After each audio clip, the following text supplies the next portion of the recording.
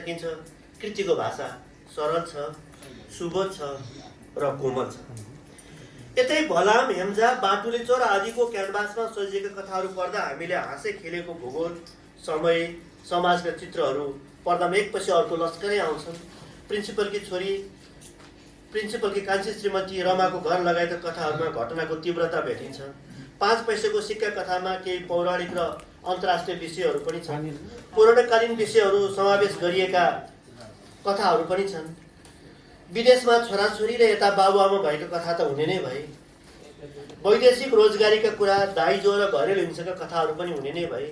कतिपय कथाले white body, Lalita निवास, एमसिसी काण्ड, नागरिकता विधेयक आदि पनि स्पर्श गरेका छन्।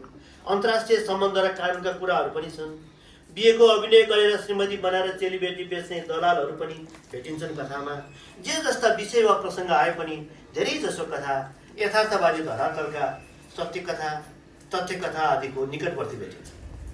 तपाईँ नयाँ शैली, शिल्प, संरचना, विषय आदिको उपेक्षा राखेर सितारा कथा पढ्नुभयो भने निराश हुनुहुन्छ। रहस्य, जासुसीपन, चरमोत्कर्ष, कौतूहलता, वर्तुल तथा बहुआयामिक कथानक अनि विषयगत विविधता खोज्न थाल्नुभयो भने पनि खासै खुसी हुनुहुन्न। भनिन्छ अदालतका भित्ता र भट्टीका टेबलहरूले जति धेरै कथा दुनियाँमा कसैले पनि सुनेको हुँदैन।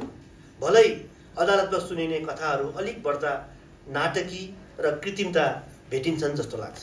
र पनि अदालतकै उच्च ओहदाबाट निवृत्त मानवीय श्रीमानबाट अझ धेरै रोचक र उत्कृष्ट कथाहरूको अपेक्षा राख्न सकिने प्रशस्त ठाउँहरू छन्। यहाँका अनुभव र अनुभूतिहरू आउँदा दिनहरूमा अझै घनीभूत भएर आउन सकुन्। बस अनन्त शुभकामना यहाँहरू दुवैलाई। म यहाँहरूको दीर्घायु, सुस्वास्थ्य र निरन्तर लेखनको हार्दिक शुभकामना